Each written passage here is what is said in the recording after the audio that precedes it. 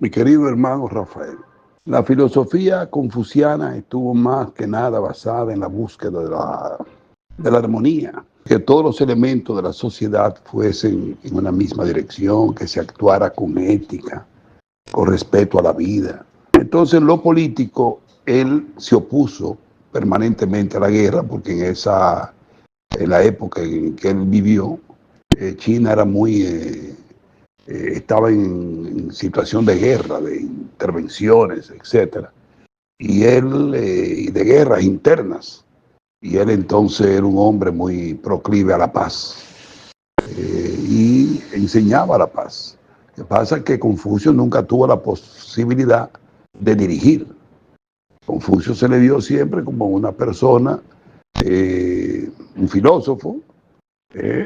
un poquito así como lo fue, digamos, Sócrates. Sócrates vivía hablando en las plazas públicas, convenciendo a la gente, estructurando el pensamiento, es decir, dándole racionalidad a la gente para que actuara en favor del bien. En eso Confucio y Sócrates se parecieron bastante, pero Sócrates era mucho más directo en todo lo que era, por ejemplo, la dirección política, miren la dirección del Estado, que los dirigentes tenían que ser personas apegadas a la moral, a la ética, tenían que servirle correctamente a la población, tenían que sentirse orgullosos de servirle al pueblo. Entonces, cuando tú tomes esa filosofía, que era una filosofía humanística, pensamiento humanístico, era un pensamiento humanístico el de Confucio, que dejó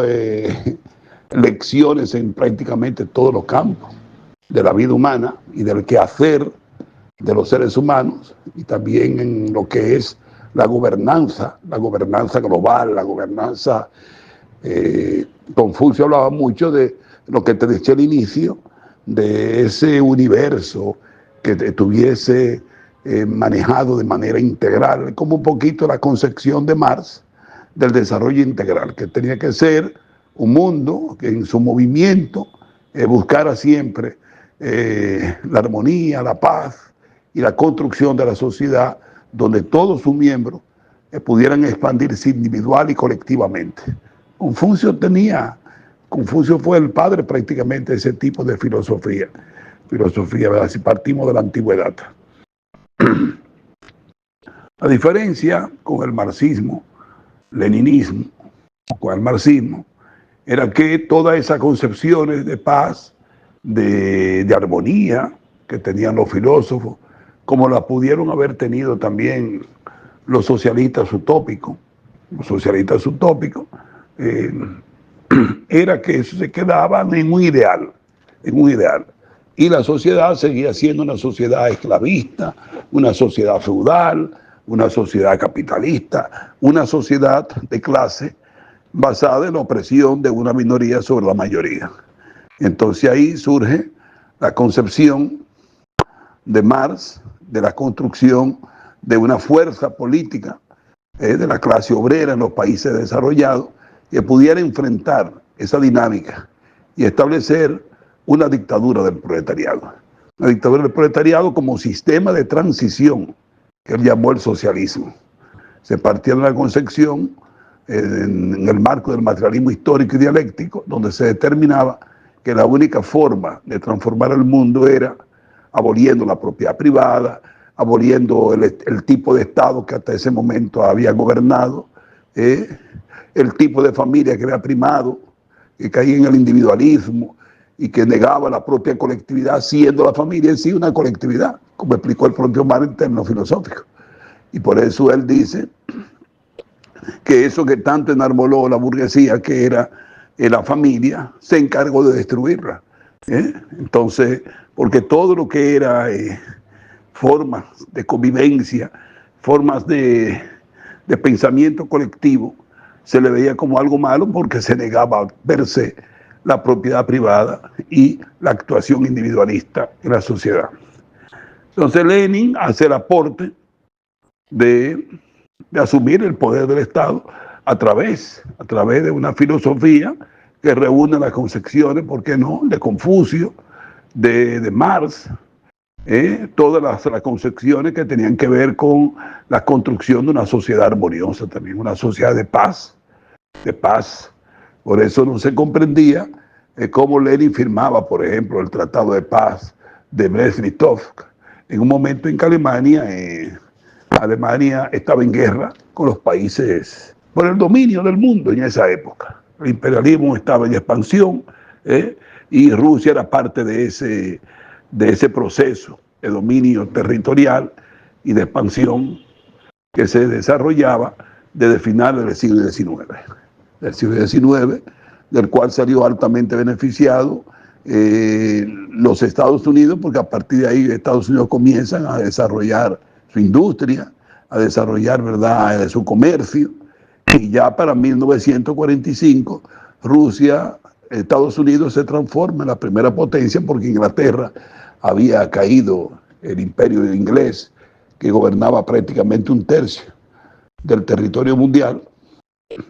después de cometer miles de crímenes, de avasallar a poblaciones enteras. El imperialismo inglés tuvo que ceder porque sabía que estaba en franco deterioro, y la Segunda Guerra Mundial golpeó rudamente toda la maquinaria inglesa. Entonces, la concepción del Estado de Lenin, de Marx, del marxismo, como pensamiento filosófico, yo creo que se asemeja bastante. Claro, viendo la diferencia de época, eran épocas totalmente distintas, pero cada una de esas épocas, o en esas dos épocas, tanto antigua como la moderna, era un régimen de clase, de explotación. Y en los hechos, Confucio se oponía a esa situación que él consideraba que era anómala y que no establecía, que no provocaba la armonía universal. Entonces el marxismo eso es lo que busca también, establecer un régimen de armonía. Cuando hoy en día China habla de un mundo compartido, que te habla que necesita 1000 años de paz para poder darle el mayor bienestar posible a su población, te está diciendo con eso que se opone a la guerra, que se oponen a la guerra, que lo que quieren es construir una sociedad donde la gente pueda vivir bajo el respeto de normas, siguiendo una filosofía humana, humanística, y donde cada individuo pueda forjar su propio destino partiendo de un Estado centralizado que pueda ir construyendo una nueva sociedad, Y es por eso es que nosotros, los que hemos aprendido ese tipo de cosas en términos políticos, y que tú has estudiado bastante eso, se habla tanto de centralismo democrático, porque contrario a lo que se dice, si hay una sociedad democrática, es donde predomina la clase mayoritaria sobre la minoritaria, y se basa entonces su gobernanza en el centralismo democrático. Es decir, todo se discute, todo se llega a acuerdos concretos, y después las decisiones de manera central se toman para que sean aplicadas entonces nuevo a nivel de la base. Entonces, esa concepción marxista, leninista del Estado es una concepción altamente democrática, contrario a lo que quiere establecer el sistema capitalista, de que es totalitario, de que esto y aquello. Amén de que siempre el sistema capitalista te habla de problemas, por ejemplo, del comunismo, que los países comunistas, esos países ninguno han sido comunistas, porque el comunismo, según la propia filosofía marxista, solamente puede construirse a nivel mundial. Y por eso es que tú ves que un país como China habla tanto de que el mundo debe de avanzar en una misma dirección, con sus cosas, ¿verdad?, con sus limitaciones, con lo que sea, pero lo ha hecho, lo ha estado haciendo. Y ojalá que eso, con las contradicciones que se están dando hoy en día, ayude a que un país como los propios Estados Unidos encuentre un camino de gobernanza distinto, que no sea para dominar un pequeño grupo de magnates, como que se ha concentrado mucho el capital en los Estados Unidos. Eso le está creando mucho problema a los Estados Unidos,